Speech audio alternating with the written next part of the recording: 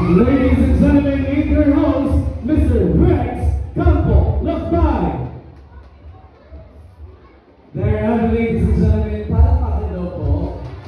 Wow. It is actually my fourth time to be here and be part of this celebration. And I would like to extend gratitude thanks to the announcers and to the member of the Community Council for giving such this activity a showcasing of beauty, intelligence, and of course, the individual of this Barangay Santa Cruz. And I would like to say hello po sa inyong lahat. To the past beauty queens, good evening sa inyong lahat. Magandang gabi po sa inyong lahat. Advance Happy Fiesta. Paano maganda po? Ayun. Actually, pwede ba pabawas ng konting ilaw? Kasi hindi talaga nila makita kahit ako hindi ko makita.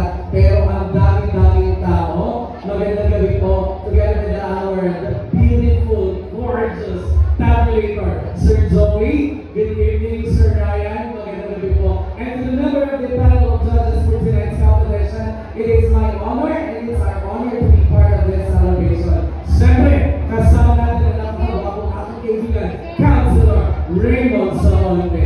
Magandang gabi po. Kasama rin natin ang napakapagong kapitan ng Barangay Kabusay, Sir Roy P. Guzman. Good evening. And also we have ang Barangay, ang PB ng Barangay Bulao. Para mga natin, PB Albert natin. Magandang gabi po. And all the way from one of the most farthest barangay. Pero napakaganda at ilang beses ko na napuntahan. Kasama ko natin ang napakagandang kapitan na walang iba.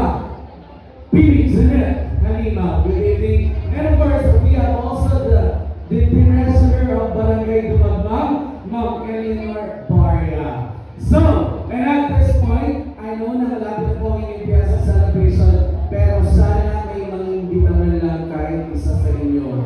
Meron ba? Live po ba tayo napapanood sa inyo? Yes! Live tayo napapanood sa kanila po Facebook account ng Barangay Santa Cruz. Good evening po sa lahat na nanonood and watch niyo po hanggang mamaya. And this time, we are going to give you the first set of our corporate award. So, this time, ibigay natin, eto na. Kumusta kayo? Okay na? Okay na. I-award na natin. Dire-diretso. The Villa Luna Store, the Ate Tintin Choice Award, and Nina Choice Award, and Ate Nina Choice Award is goes to candidate number. Candidate number 1, Saint Marcelino. Palakpakan po. Asa